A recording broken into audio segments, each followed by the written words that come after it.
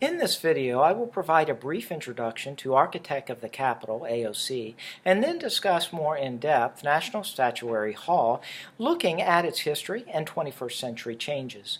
I will conclude my overview by highlighting the value of a field trip to National Statuary Hall.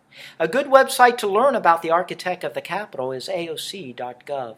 As stated on the AOC website, Architect of the Capitol is the organization of individuals who are stewards of iconic buildings and grounds of Capitol Hill since 1793. In short, the theme of AOC is to serve, preserve, and inspire. One of the buildings that AOC is responsible to preserve is the United States Capitol Building. Within the Capitol Building resides National Statuary Hall. National Statuary Hall, without a doubt, is an impressive achievement. You can learn more about National Statuary Hall at aoc.gov. National Statuary Hall is the two-story semicircular room south of the Capitol Rotunda. It was the second chamber built for the House of Representatives between 1815 and 1819. However, it was very difficult to conduct business in the hall because of the smooth, curved ceiling that produced loud echoes. Therefore, a new hall was authorized in 1850, and the House moved into its present chamber in the new House wing in 1857. As noted on the AOC website, there were many important events that took place in what is now National Statuary Hall, while it served as the hall of the House. In 1824, Marquis de Lafayette became the first foreign citizen to address Congress. Presidents James Madison, James Monroe, John Quincy Adams, Andrew Jackson, and Millard Fillmore were inaugurated in the hall. Perhaps of greatest significance, John Quincy Adams was elected in the hall in 1824 by the House of Representatives because none of the candidates secured a majority of electoral votes.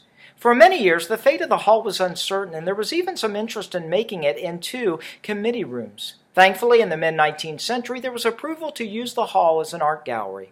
In 1864, Congress invited each state to contribute 2 statues of prominent citizens for permanent display in the room, which was renamed at that time National Statuary Hall.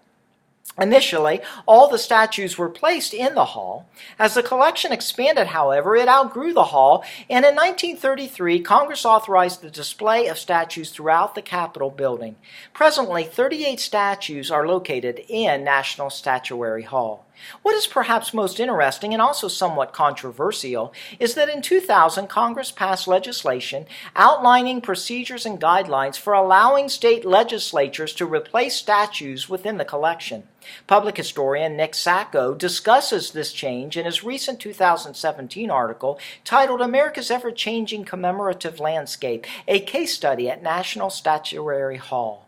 According to Nick Sacco, Dwight Eisenhower replaced George Washington Glick for Kansas in 2003. Ronald Reagan replaced Thomas Starr King for California. Helen Keller replaced Confederate officer Jabez Lamar Monroe Curie for Alabama in 2009. And Gerald Ford replaced Zachariah Chandler in 2011. Sacco believes that someday Robert E. Lee's statue might also be replaced.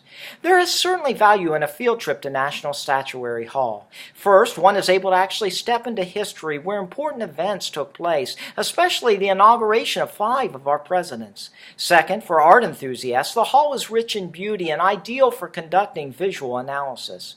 Finally, National Statuary Hall is worth a visit because one can get a picture, a visual representation of those individuals who our states recognize as the most significant people in our history.